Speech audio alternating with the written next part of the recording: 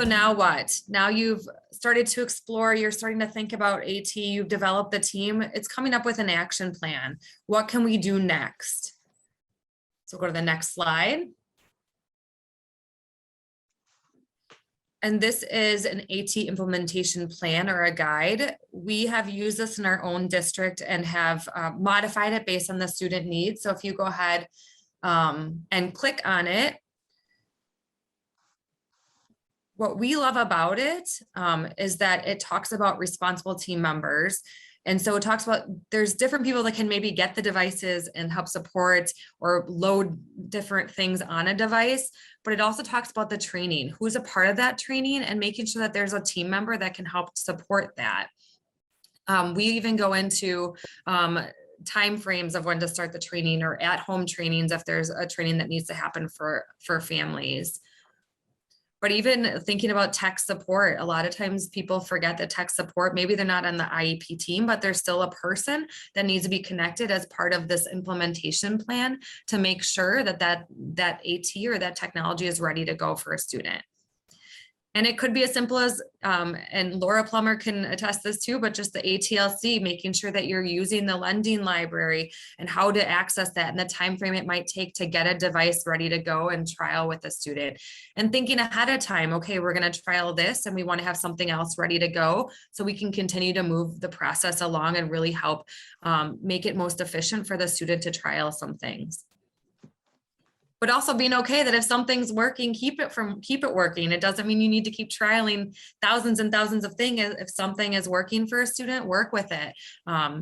Even though it might not be the best tool that you think of, it might be the most preferred by the student or the family. And there might be a lot of factors as to why that device or that piece of equipment should be the one that should be considered or used by a student.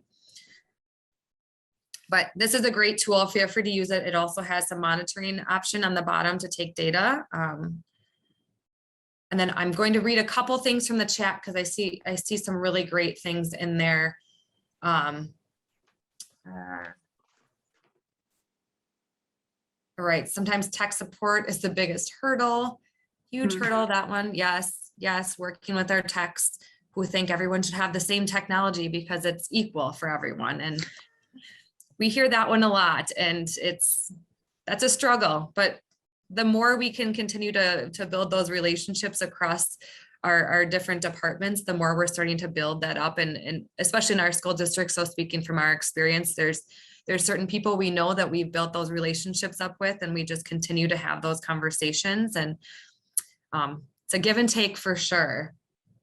Well, and in my last district too, one of the things, I was actually part of our instructional technology department, which made a huge difference because whenever changes were coming or things like that, I had a voice at the table, and that really did help with those connections.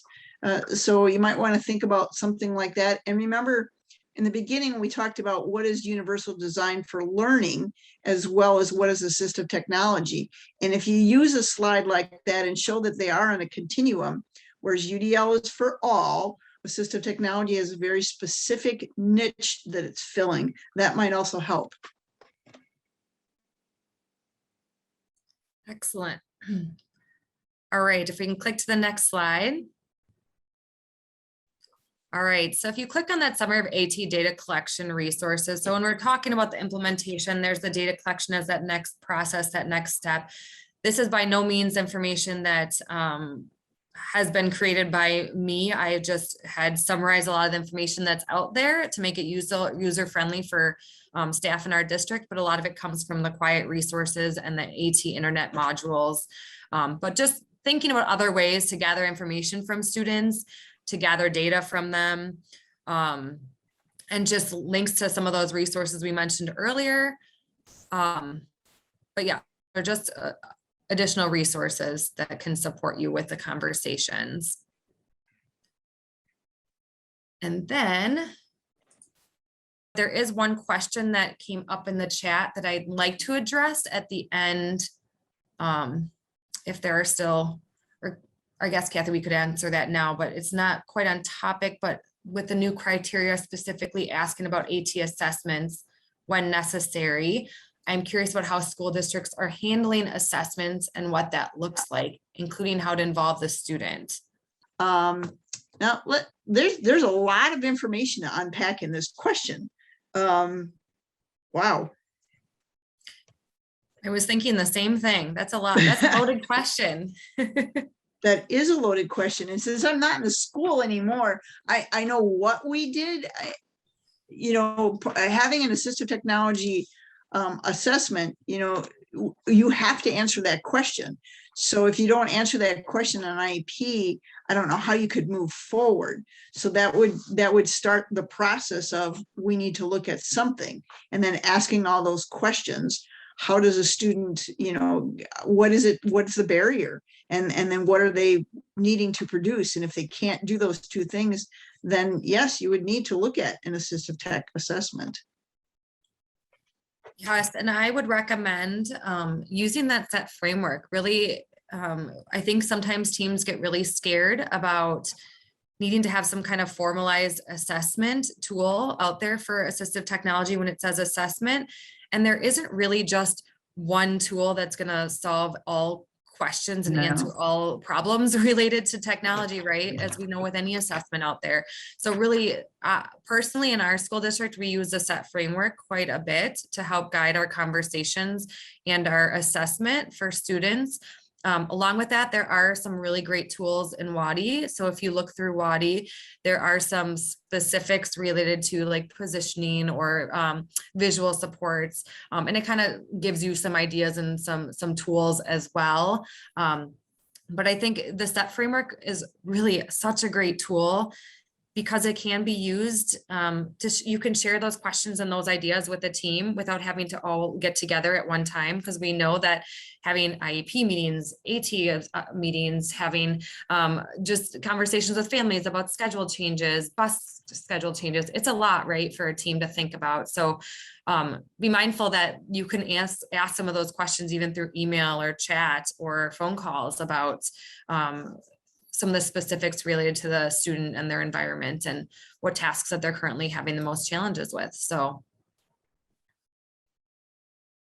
hopefully it answered some of it.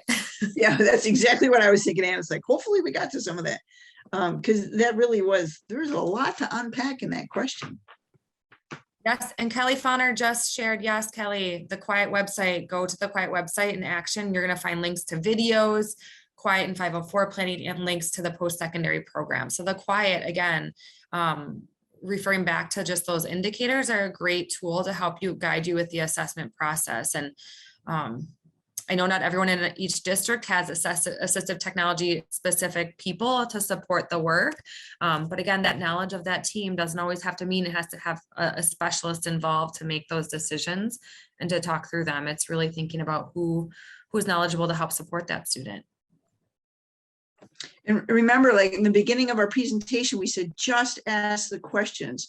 Like Anna and I have said, and others have said too, we're not, people may think that we're experts in lots of things, but it's not always that we're an expert. It's that we're very good at asking questions. So, think about what is really going on with this student, and what kind of questions do we need to ask to get to where we're going. And once you start those kind of things, like with our 2 case studies, you'll start to see it's like, oh, wow, maybe we needed to look at a vision person. It was funny that, we didn't even talk about the fact that one of the strongest members on that student's team was the fact that it was the PE teacher, because the PE teacher told us that he can't catch a ball, that he doesn't have eye and hand coordination. And we always thought, because the family always thought, they go, none of us are good in sports. No one ever thought about the fact that he couldn't see out of one eye. And because he had been born that way or always been that way, it was never caught, because the kid was like, oh, I just see that way. Even though he had gone in for vision tests, when he was little. Yeah, could he see what was on the board? Yeah, but he couldn't tell us what it was. So strange as it is, don't forget about those people who are the specials, because they can be very helpful too. All right, we have one last question, and she's asking if she should ask after the meeting or not, but a question about her role in the school district. And I guess, Amy, and Kathy, I'm not sure if I'm understanding it right, but maybe if you want to, if it pertains to the topic of just AT teams in general, Sure. you can definitely feel free to ask it here. It can probably benefit for a lot of people. So go for it. Try Yeah. it. So I am the only COTA for our district, and our director of student services asked me specifically if I'd be interested in kind of taking on that AT role. And initially, like, I'm like, yes, like I'm fully on board. But this year, like with my COTA caseload, I'm just completely packed for like serving our students. And as much as I'd love to just dive in and be that like go-to person, I'm just wondering like where to even begin, how to organize myself, and maybe even present the option to her to like, can we add an additional COTA or OT to the district so that I can take on part of that role. So I just feel like I really want to do it, but I'm just really, I don't know if anybody else is a COTA in a similar position, or where I to think you're begin. starting to ask the right questions, whereas like what percentage of my position or time Mhm. do you want me to do this assistive tech part? I think that that's a huge part of what you would need to present back Yeah. based on the minutes that you have with your students now. Mhm. Okay. And a lot of it, Amy, is educating administrators too on what assistive technology is and the need for it. Like even coming to these meetings, you're starting to get that the quiet indicators are really great resources. I know that when I was a 0.2 in my role like 5 years ago, and I was the only one in the district. They had reduced everything and then 0.2. And I've since then just lots of data and lots of documenting of what we need and what kids need and what teams need and what families are asking and requesting. And that's really helped to build, like, and like Kelly was saying, even in the chat, Kelly Fowler mentioned just quantifying that, right? Helping people understand that there is this need and showing that your time, how much time you're spending on that extra, so that they can start to give you more of those resources. But that's a starting point. Yeah, I think too, it's important that since you're starting on the ground running, to get them to understand that it really should be a team approach. Yeah. You know, I succeeded my predecessor who was an OT, and I'm a PT with the RESNA certification. So when you go through that certification, you have a little bit of knowledge of everything, but you're not an expert in anything along those lines. So it really is trying, and that's where we're getting our blockage, is working with administration to have them understand that if a AT referral comes through for a student who has literacy issues, it shouldn't be the PT who is doing the assessment.